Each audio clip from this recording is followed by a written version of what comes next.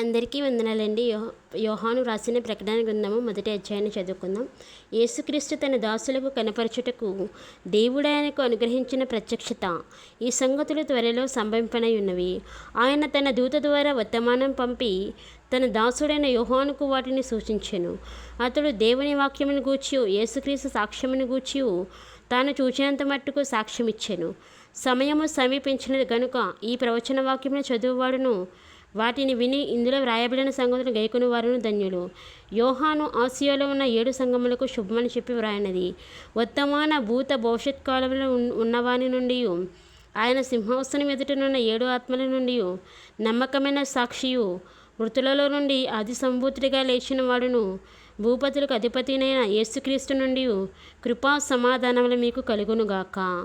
మనల్ని ప్రేమించుచు తన రక్తం వలన మన పాపముల నుండి మనల్ని విడిపించిన వానికి మహిమయు ప్రభావమును యుగయుగములు కలుగునుగాక. ఆమేన్. ఆయన మనలను తన తండ్రికి దేవునికి ఒక రాజ్యముగాను యాజకులుగాను చేసెను. ఇదిగో ఆయన మేఘారూఢుడై వచ్చుచున్నాడు. ప్రతి నేత్రము ఆయనను చూచును. ఆయనను పొడిచిన వారును చూచెదరు.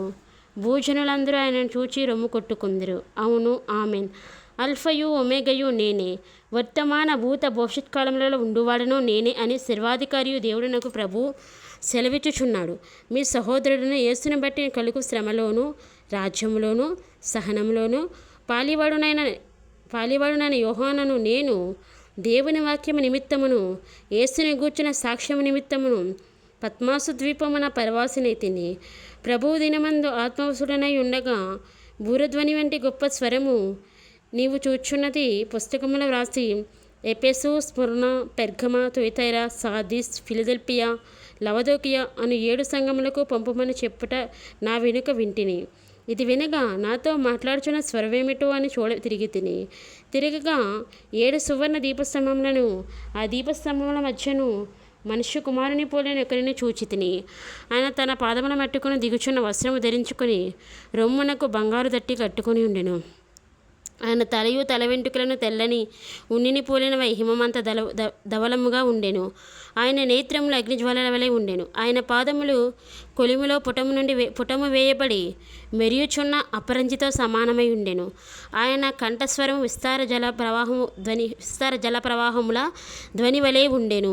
ఆయన తన కుడి చేత 7 నక్షత్రములు పట్టుకుని ఉండెను. ఆయన నోట నుండి 7 రెండంచులు గల వాడి అయిన ఖడ్గమొకటి బయలు వెడలుచుండెను. ఆయన ముఖం మహా తేజస్సుతో ప్రకాశించున్న సూర్యుని వలె ఉండెను. నేను ఆయనను చూడగానే చచ్చిన వాని వలె ఆయన పాదముల యొద్ద పడితిని. ఆయన తన కుడి చేతిని నా మీద ఉంచి నాతో ఇట్లనెను, భయపడకుము, నేను మొదటివాడను కడపటివాడను జీవించువాడను. మృతుడనైతిని కానీ ఇదిగో యుగయుగములు సజీవుడనై ఉన్నాను. మరియు మరణం యొక్కయు పాతాళ లోకం యొక్కయు తాళపు చెవులు నా స్వాధీనంలో ఉన్నవి.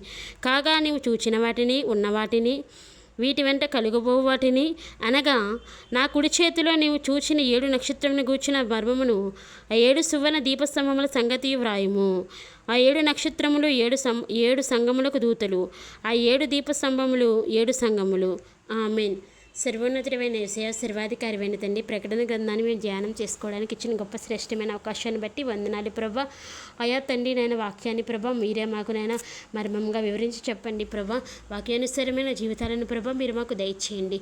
అయా తండ్రి, మా జీవితాల్లో నీకు నాయన ఆటంకంగా ఉన్న ప్రతి నాయన కార్యాన్ని ప్రభా తీసివేయండి. అయా తండ్రి, నీ కొరకు నీ మహిమ కొరకు మేము జీవించే వారికి ఉండడానికి మాకు సహాయాన్ని దయచేయండి. నీ బిడ్డలను జ్ఞాపకం చేసుకోమని యేసు నామములో వేడుకుంటున్నాము తండ్రి. Amen, amen.